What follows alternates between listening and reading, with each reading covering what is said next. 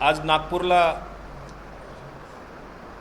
आल्याच्या नंतर आपल्याशी संवाद साधण्याचा विचार मनामध्ये आला आणि त्यामुळे आपल्याला निमंत्रित केलेले आहे। मी विकास लवांडे, राष्ट्रवादी काँग्रेस शरदचंद्र पवार पक्षाचा प्रदेश प्रवक्ता, संघटक सचिव आहे। माझ्यासोबत नागपूर ग्रामीणचे जिल्हाध्यक्ष आमचे मित्र प्रवीणजी कुंटे साहेब आहेत, त्याचबरोबर शहराध्यक्ष दुने साहेब आहेत। मला बेकायदा पद्धतीने अटक केल्यानंतर 26 तारखेला मंगळवारी माझी कोर्टाने सुटका केली। त्यानंतर प्रथमच मी प्रसारमाध्यमांशी संवाद साधत आहे। खरं तर महाराष्ट्रामध्ये आणि देशामध्ये महागाई, बेरोजगारी, शेती आणि शेतकऱ्यांचे प्रश्न, विविध प्रकारची गुन्हेगारी, अशा पद्धतीचे अनेक प्रश्न या महाराष्ट्रात आता ज्वलंत आहेत आणि या सगळ्या प्रश्नावर महाराष्ट्राचं महायुती सरकार, देवेंद्र फडणवीस साहेबांचं सरकार हे अपयशी झालेलं आहे।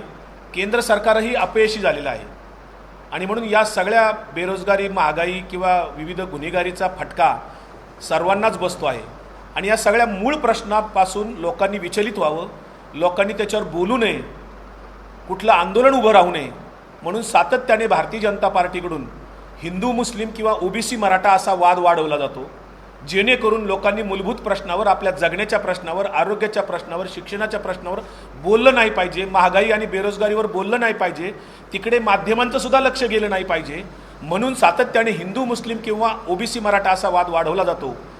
बेरोजगारीचा फायदा भारतीय जनता पार्टीला याच्यासाठी होतो की हे बेरोजगारीतले जे तरुणाई आहे यांना RSS प्रणित ज्या 50-60 वेगवेगळ्या संघटना आहेत, याचं कधीही ऑडिट होत नाही। या RSS प्रणित परिवारातल्या ज्या 50 ते 60 संघटना आहेत वेगवेगळ्या नावाने, याच्यामध्ये तरुणाईची भरती केली जाते, त्यांचा ब्रेनवॉश करून त्यांना सातत्याने मुस्लिम आपला शत्रू आहे हे सांगितलं जातं, हिंदू धर्म धोक्यात आहे असं सांगितलं जातं। ज्या पद्धतीने मुस्लिमामध्ये काही कट्टरवादी संघटना असतात तशाच पद्धतीने इकडून सांगितलं जातं की आपला हिंदू धर्म धोक्यात आहे, मुस्लिम शत्रू असं आभासी शत्रुत्व निर्माण करून इकडे मनुवाद रुजवायचा दुसऱ्या बाजूला, हे राजकारण भारतीय जनता पार्टी RSS सुरू आहे आणि त्या मनुवादी राजकारणाचा मी बळी झालेलो आहे। मी काय गुन्हा केला तर आदरणीय आमचे नेते शरद पवार साहेबांनी 2023 मध्ये एका विशेषांकामध्ये लेख लिहिला होता की संतांच्या भागवत वारकरी संप्रदायामध्ये वैचारिक घुसखोरी झालेली आहे। याच्यावर आपल्या प्रसारमाध्यमांनी त्याच्या बातम्या दिल्याच्या नंतर डिबेट झाली, त्या डिबेटमध्ये मी सहभागी होतो। नंतर मी पत्रकार परिषद घेऊन ही वैचारिक घुसखोरी कशी झालेली आहे हे सप्रमाण पुराव्यानिशी दाखवून दिलं आणि काय केलं तर वैदिक सनातन धर्म आणि संतांचा भागवत वारकरी संप्रदाय याच्यातला फरक स्पष्ट केला। हा माझा गुन्हा झाला त्यांच्या दृष्टिकोनातनं आणि म्हणून मला त्यांनी ट्रोल करून बघितलं, फोनवर धमक्या देऊन बघितल्या। माझी पोलीस कंप्लेंट आहे, शासनाकडे तक्रारी आहेत, सगळ्या आमच्या पक्षाने सुद्धा तक्रारी दिलेल्या आहेत। मला इतक्या हजारोच्या संख्येने मेसेज आणि फोन येऊन धमक्या देऊन सुद्धा मी डगमगत नाही, मी लढतोय म्हटल्यानंतर 8 तारखेला म्हणजे 8 मेला पुण्यातील वाघोली पोलीस स्टेशनला माझ्याविरुद्ध एक बनावट खोटी फिर्याद दाखल केली गेली। 8 तारखेला संध्याकाळी फिर्याद दाखल केल्यानंतर 9 तारखेला सकाळी माझ्यावर जे वैचारिक घुसखोरीमध्ये मी काही नावं जाहीर केली त्यातला संग्राम भंडारे नावाचा गुंड 10-15 गुंडांना घेऊन माझ्या तालुक्यातल्या एका गावात माझं सकाळी प्रवचन होतं। ते प्रवचन संपल्यानंतर मी निघालो, त्या गावाच्या बाहेर आल्यानंतर एका निर्जन स्थळी मला त्यांनी गाड्या आड्या मारून गाठलं। 10-15 जणांनी मला रिव्हॉल्वर दाखवले, माझ्या अंगावर शाई सदृश असं काळं केमिकलयुक्त ऑइल वतलं। हे संबंध महाराष्ट्राने आणि देशाने बघितलेलं आहे आणि त्या ठिकाणी ते सगळे पळून गेले। मी पोलीस स्टेशनला जाईपर्यंत त्यांनी जो 40 सेकंदाचा व्हिडिओ शूट केला होता तो सर्व माध्यमामध्ये प्रसारित झाला होता। पोलीस स्टेशनने माझी फिर्याद घेतली परंतु आर्म ॲक्ट लावला नाही। संबंधित जे काही 14-15 आरोपी होते त्यांना कुठेही फक्त नोटीस काढली 2 दिवसांनी आणि त्यांना कुठली अटक किंवा काही कारवाई केली नाही। मला हल्ला झाल्यानंतर सुद्धा संग्राम भंडारे आणि त्या सगळ्यांनी 2 ते 3 वेळा जाहीरपणे जीवे मारण्याच्या धमक्या दिलेल्या आहेत। पुन्हा मला मेसेजेस आलेले आहेत, कॉल आलेले आहेत, तसे मी पुणे पोलीस आयुक्त किंवा माझं जे स्थानिक पोलीस स्टेशन आहे लोणीकंद पोलीस स्टेशन तिथे रितसर फिर्याद दिलेली आहे, तक्रार दिलेली आहे, पण अद्यापपर्यंत कोणावर कारवाई झाली नाही. आमच्या पक्षाचे प्रदेशाध्यक्ष शशिकांत शिंदे साहेब असतील, युवा आमदार रोहितदादा पवार असतील, यांनी स्वतंत्रपणे 2 वेगवेगळी पत्र राज्याच्या पोलीस महासंचालकांना दिलेली आहेत. सुप्रियाताई सुळेंनी फोन केलेले आहेत. आदरणीय पवार साहेबांनी सुद्धा राज्याचे पोलीस महासंचालक असतील, पुणे पोलीस आयुक्त असतील, यांना फोन करून या घटनेचं गांभीर्य सांगितलं. विकास लवांडेंना संरक्षण द्या म्हणून आग्रह केला, पण अद्यापपर्यंत मला संरक्षण नाही. माझ्या जीविताला आजही धोका आहे. माझा मोबाईल पोलिसांनी कारण नसताना जप्त केलेला आहे. अजून माझ्याकडे माझा मोबाईल नाही आहे. हे सगळं करत असताना एक लक्षात आलं की वाघोली पोलीस स्टेशनने आदल्या दिवशी मला हल्ला करण्याच्या आधी दिवशी जी फिर्याद दाखल केली होती त्याच्यात मला 4 दिवसानंतर ती व्हॉट्सअपला ती फिर्याद फिरत होती सगळ्या ग्रुपवर, सोशल मीडियात. मग मला कळलं की माझ्यावर असा काहीतरी गुन्हा दाखल झालेला आहे.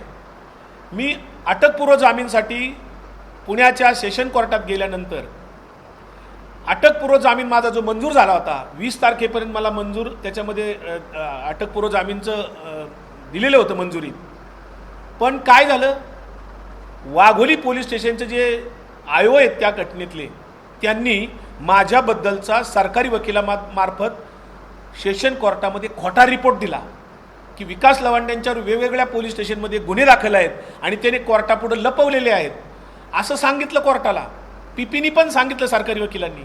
आणि माझा अटकपूर्व जामीन जो होता तो रद्द केला आणि लगेच कोर्टाच्याच आवारामध्ये तिथेच मी कोर्टातून बाहेर गेटवर आलो लंच टाईममध्ये आणि मला बाहेर पोलिसांनी विदाऊट ड्रेसवर येऊन खाजगी गाडीतून येऊन मला तिथे कोर्टाच्या गेटवर पकडलं. माझे वकील तिथं सांगतायत, त्याचे व्हिडिओ आहेत आमच्याकडे, की तुम्ही नोटीस पाठवलेली नाही आहे. BNS ॲक्टनुसार जर 7 वर्षापेक्षा कमी शिक्षा असेल तर त्या आरोपीला नोटीस पाठवावी लागते. पण मला कुठली नोटीस नाही, कुठला फोन नाही, मेसेज नाही, कुठल्याही प्रकारे मला त्या गुन्ह्याबद्दल पोलिसांनी कळवलेलं नव्हतं किंवा चौकशी कामी या म्हणून निमंत्रण दिलेलं नव्हतं. आणि मला अटक केली. आणि मग पुढचा प्रकार सगळा जो आहे, गुरुवारी मला अटक केल्यानंतर 1 दिवस पोलीस कस्टडीत ठेवण्यात आलं. दुसऱ्या दिवशी मला कोर्टात हजर केल्यानंतर MCR झाला. कोर्टाने माझी भूमिका ऐकून घेतली. आमच्या वकिलांनी जी काय भूमिका मांडली तिथे की असा खोटा रिपोर्ट केलाय पोलिसांनी, तर पोलिसांनी आणि त्या सरकारी वकिलांनी कोर्टापुढे मान्य केलं की होय आमच्याकडनं नजरचुकीने असं दाखवलं गेलं म्हणून. नजरचुकीने, ही नजरचूक नव्हती. आणि मग MCR झाल्यानंतर आमच्या वकिलांनी जेव्हा जामिनाचा अर्ज दिला तात्काळ तिथे, तर आयो आणि सरकारी वकील तिथून कोर्टातून निघूनच गेले लगेच. कोर्ट 20 मिनिटं वेटिंग करत होतं, पुकारत होतं की सरकारी वकील या, आयो या, पण ते आले नाहीत. तिथेच त्याच पोलीस स्टेशनचे 50 पोलीस माझ्या संरक्षणाला होते, पण आयो मात्र निघून गेले होते, सरकारी वकील निघून गेले होते. आणि मग त्यांना माहिती होतं की शनिवार रविवार कोर्टाला सुट्टी आहे, मला 2 दिवस जेलमध्ये बसावं लागेल, म्हणून ते निघून गेले. शुक्रवारी मला MCR झाला आणि येरवडा जेलमध्ये मी गुरुवारी पोलीस स्टेशनच्या कस्टडीत राहिलो. शुक्रवार, शनिवार, रविवार, सोमवार, मंगळवार असं 26 तारखेपर्यंत मी येरवडा जेलमध्ये राहिलो. येरवडा जेलमध्ये गेल्यानंतर तिथल्या आरोपींनी, पोलिसांनी माझी प्रचंड सहानुभूती दाखवली, मला प्रचंड आदराने वागवलं जेलमध्ये. हे मला आवर्जून नमूद केलं पाहिजे, कारण माझी भूमिका ही सर्वांना पटली होती. मी कुणाच्याही भावना दुखावलेल्या नव्हत्या, मी कुठल्याही धर्माविरुद्ध बोललेलो नव्हतो. परंतु ज्यांनी माझ्यावर गुन्हा दाखल केला त्या लोकांना छत्रपती शिवरायांचा वारंवार कोणीतरी अपमान करतंय, दर 2 महिन्यांनी, 4 महिन्यांनी, 6 महिन्यांनी, त्याच्याबद्दल त्यांच्या भावना दुखावत नाहीत. सावित्रीबाई फुले, महात्मा फुल्यांचा अवमान केला जातो, त्याच्याबद्दल त्यांच्या भावना दुखावल्या जात नाहीत. गोविंद देवगिरींनी जाहीरपणे सांगितलं पुणे विद्यापीठात की ज्ञानोबा तुकोबांचे हे ग्रंथच नाही आहेत, फक्त दासबोधक नावाचा एकच ग्रंथ आहे आपल्याकडे, असं म्हणून ज्ञानोबा तुकोबांचा अवमान केला जाहीररित्या, तरी यांच्या भावना दुखावत नाहीत. या लोकांनी डॉक्टर बाबासाहेब आंबेडकरांचा अवमान केलेला आहे, ज्यांनी ज्यांनी केला आहे, याच्यावर यांच्या भावना दुखावत नाहीत. मग ते राज्यपाल कोश्यारी असो, कोरटकर असो, धीरेंद्र शास्त्री असो, असे अनेक लोक आहेत महाराष्ट्रामध्ये, 50 लोक आहेत जे की सगळे RSS आणि BJPच्या परिवारातले लोक आहेत. सातत्याने सर्व महापुरुषांची जी अवमानकारक वक्तव्य येतात ती कोणाची येतात, तर भाजपाच्या आणि RSSच्या परिवारातल्या लोकांचीच येतात. आणि मग त्यावेळेस या लोकांच्या भावना दुखावत नाहीत. मात्र विकास लवांडेंनी संतांचा भागवत वारकरी संप्रदाय आणि वैदिक सनातन धर्म याच्यातला फरक स्पष्ट केला. हा विकास लवांड्यांचा गुन्हा झाला आणि याच्यात यांच्या भावना दुखावल्या असं दाखवलं आणि मला अटक केली, बेकायदा अटक केली. त्याच्यावर मी आता आयोविरुद्ध पुणे जिल्हा न्यायालयामध्ये परवा तक्रार केलेली आहे. कोर्टाने ती सुनावणी परवा आर्ग्युमेंट झाली. आता त्या आयोगांना म्हणणं मांडण्यासाठी 2 तारखेला आता मंगळवारी सुनावणी आहे. त्याचबरोबर हायकोर्टात सुद्धा मी या संदर्भातली एक केस टाकलेली आहे की ज्या पद्धतीने पोलीस यंत्रणेचा गैरवापर केला गेला आणि हे सगळे भारतीय जनता पार्टीची हुकुमशाही आहे. इथे अभिव्यक्ती स्वातंत्र्य जे आहे, आमचे विचार स्वातंत्र्य, लेखन स्वातंत्र्य, ज्याच्यामध्ये पत्रकार सुद्धा अडचणीत आलेले आहेत. पत्रकारांना सुद्धा लिखाण स्वातंत्र्य आता राहिलेलं नाही आहे.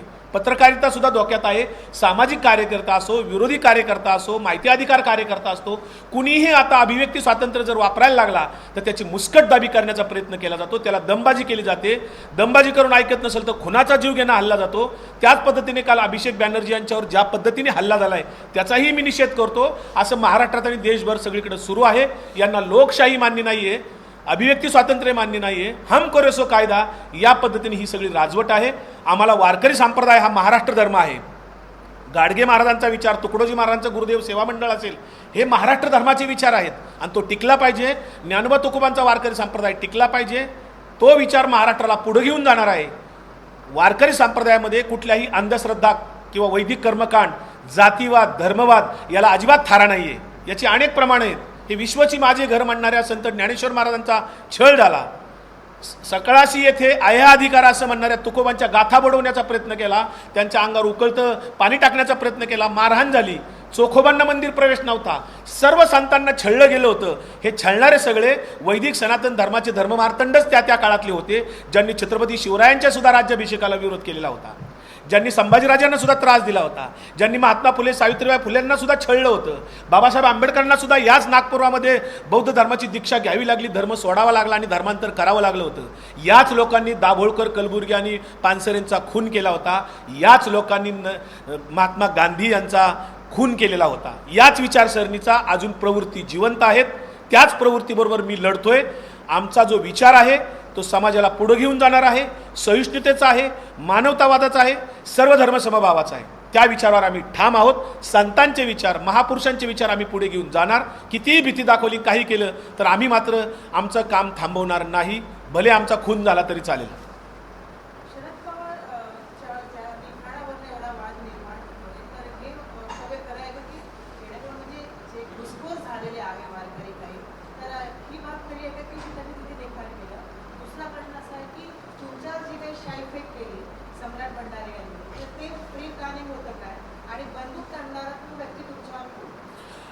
ते अतिशय नियोजनबद्ध त्यांनी केलं होतं. म्हणजे 8 तारखेला संध्याकाळी माझ्यावर वाघोली पोलीस स्टेशनला फिर्याद केली खोटी, आणि 9 तारखेला सकाळी लोणी काळभोर, शेजारचंच पोलीस स्टेशन हवेली तालुक्यात, माझ्या सत्यशोधक दिनकरराव जवळकरांचं ते गाव आहे, आळंदी मातुबाचं. मी 4 पिढ्याचा वारकरी संप्रदायातला आहे.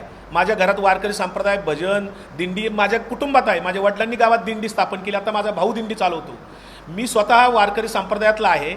मी प्रवचन करतो आणि मग ते प्रवचन त्या दिवशी माझं 9 तारखेला नियोजित होतं. ते त्यांना माहीत होतं आणि म्हणून त्यांनी तो प्लॅन केला होता. खरं तर रोडच्या येणाऱ्या जाणाऱ्या लोकांच्या तिथं आल्यामुळे कदाचित त्यांचा प्लॅन फिसकटला. जे काही लोक होते त्यातले सगळे अज्ञात होते. संग्राम भंडारे मला मीडियात दिसायचा म्हणून मी संग्राम भंडारेला ओळखलं होतं आणि त्यांनी फक्त 40 सेकंदाचा व्हिडिओ शूट केला आणि आधीचं मात्र रेकॉर्डिंग केलं नाही. मला जे काही धक्काबुक्की केली, घाणेरडी शिवीगाळ केली, आरेरावी केली आणि मी फक्त म्हणलं का रे असं का करताय तुम्ही काय मला मारणार आहात का, असा एवढा शब्द उच्चारला. तर मला त्यांनी रिव्हॉल्वर दाखवला असं समोरून 3 फुटावरून. दुसऱ्या एकाने कमरेचा रिव्हॉल्वर दाखवला की हे बघितलं का काय आहे. हे लोक सगळे गुंड प्रवृत्तीचे आहेत. हे सगळे क्रिमिनल. संग्राम भंडारे हा वारकऱ्याचा वेश घातलेला गुंड आहे. त्याच्यावर अनेक ठिकाणी गुन्हे दाखल आहेत. मग ते पुणे जिल्ह्यात असतील, नगर जिल्ह्यात असतील, नाशिक जिल्ह्यात असतील, त्याच्यावर गुन्हे दाखल आहेत. हा नथुराम हा एकटाच नाही. हे जे मी नावं जाहीर केली हे सगळेजण नथुराम गोडसेचं जाहीरपणे महिमामंडन करतात, उदो करतात. हेच सगळे लोक जाहीरपणाने हिंदू मुस्लिमाचा धार्मिक द्वेष वाढवतात. आम्ही एवढंच म्हणतोय, ज्ञानोबा तुकोबाच्या गादीवर येऊन तुमचा भारतीय जनता पार्टी RSSचा अजेंडा वापरू नका. तुमचं जे काय असेल ते तुमच्या व्यासपीठावर तुम्ही मांडा. परंतु ज्ञानोबा तुकोबाच्या गादीवर तुम्ही कीर्तनाच्या माध्यमातून वारकऱ्याचा वेश घालून जर तुम्ही तिथं धर्मवाद वाढवणार असेल, वैदिक कर्मकांड वाढवणार असेल तर तो घुसखोरी ठरते. ही वैचारिक घुसखोरी आहे.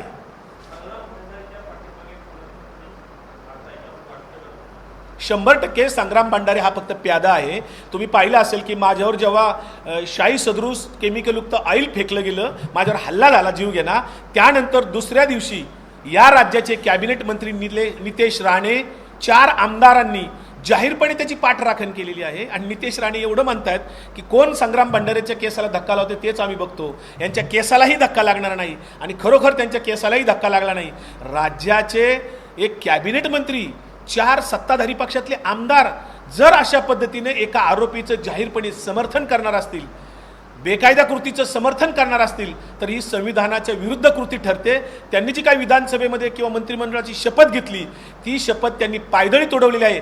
त्याविरुद्ध मी या आमदार आणि मंत्र्यांच्या विरुद्ध सुद्धा केंद्रातले आपले गृहमंत्री असतील, पंतप्रधान नरेंद्र मोदी असतील, राष्ट्रपती, राज्याचे राज्यपाल, मुख्यमंत्री, विधानसभेचे अध्यक्ष या सगळ्यांकडे, मुंबई उच्च न्यायालयाचे न्यायमूर्ती असतील, मानवी हक्क आयोग असेल, लोकायुक्त असेल, अशा सर्व पातळीवर सविस्तर मुद्देसूद पुराव्यासह तक्रार मागच्या 8 दिवसापूर्वी मी दाखल केलेली आहे.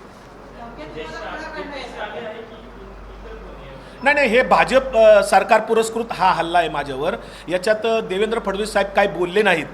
असे हल्ले ठिकठिकाणी होतात, याच्यावर देवेंद्र फडणवीस बोलत नाहीत. कारण राज्यातली क्राईम बघा, गुन्हेगारी किती वाढलेली आहे. नागपूर कधीतरी 1 नंबरला होता, आता पुण्याने तुमच्या नागपूरला ओव्हरटेक केलंय.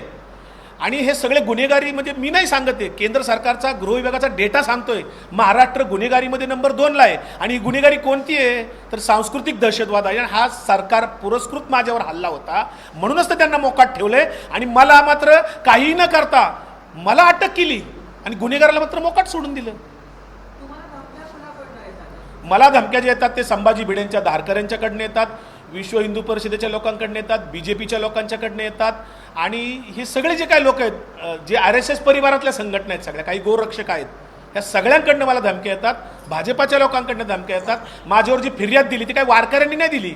एक महिला आहे वाघोली पोलीस स्टेशनच्या आधीत कंप्लेंट दिलेली, त्या महिलेने BJPचं ते सगळे लोक होते त्यांनी फिर्याद दिलेली आहे.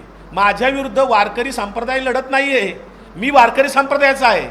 त्यांची अडचण काय झाली की मी वारकरी संप्रदायाचे खरे विचार मांडण्याचा प्रयत्न करतोय, की वारकरी संतांनी समता सांगितली, सहिष्णुता सांगितली, मानवता सांगितली, हे त्यांना नकोय. सर्व धर्म समभाव त्यांना नकोय.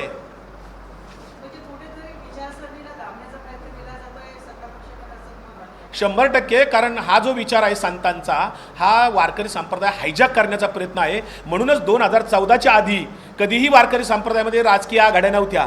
पण तुषार भोसले नावाच्या एका अपप्रवृत्तीला, जो वारकरी संप्रदायाचा नाही आहे, बनावट आचार्य आहे, स्वतःला आचार्य लावून घेतो. खरं तर वारकरी संप्रदायामध्ये आचार्य, शंकराचार्य कुणी नसतात.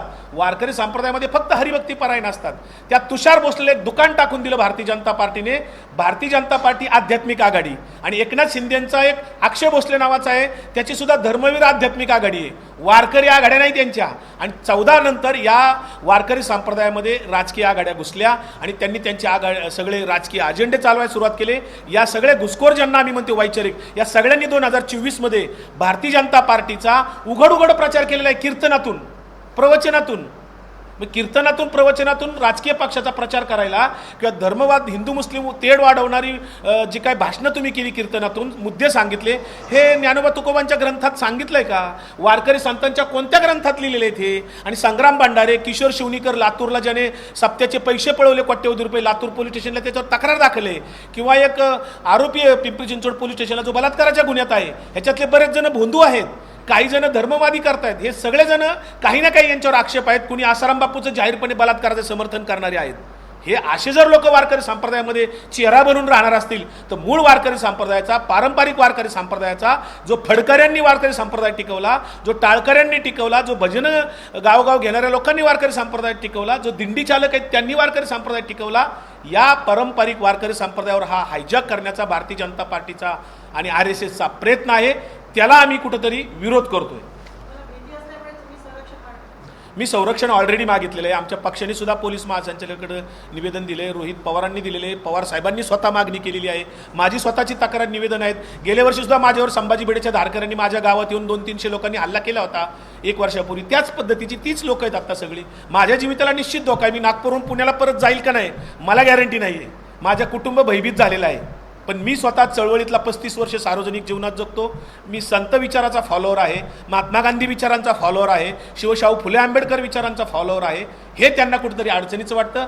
आम्ही जे काही विचार मांडतोय हे त्यांना नको आहेत, आणि म्हणून सरकार पुरस्कृत हा दहशतवादी मुस्कटदाबी करण्याचा हा प्रयत्न आहे. मुख्यमंत्र्यांना निवेदनं 2 वेळा दिलेली आहेत, परंतु कुठलाही रिप्लाय नाही. आणि दखलही नाही. माहीत नाही, कदाचित माझ्या हत्येचं ते वाट बघत असतील. कारण कलबुर्गी पानसरे मला ज्या धमक्या येतात त्याच्यात स्पष्टपणे म्हणतात हे कोण लोक असते. एकतर फेक अकाउंट असतात, सायबर पद्धतीने याच्यावर कारवाई व्हायला पाहिजे, त्या होत नाहीत. मी स्क्रीनशॉट काढून दिलेले आहेत, पुरावे दिलेत लोणीकंद पोलीस स्टेशनला आमच्या पुण्याच्या. पोलीस आयुक्तांना भेटून निवेदनं दिलेली 3-4 वेळा. आणि इथे मात्र मला बेकायदा माझ्यावर हल्ला होऊन हल्लेखोरांना मोकाट सोडलं जाते आणि मलाच मात्र खोट्या गुन्ह्यामध्ये जो गुन्हा घडलाच नाही माझ्याकडनं त्याच्यावर अटक केली जाते आणि मला बेकायदा आत टाकलं जाते.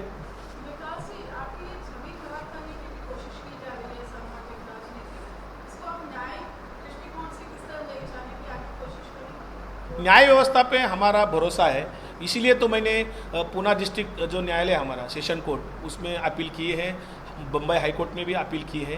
न्याय मानते रहेंगे, आखिर न्याय मिले या ना मिले. एबीपी माझा, उघडा डोळे बघा नीट.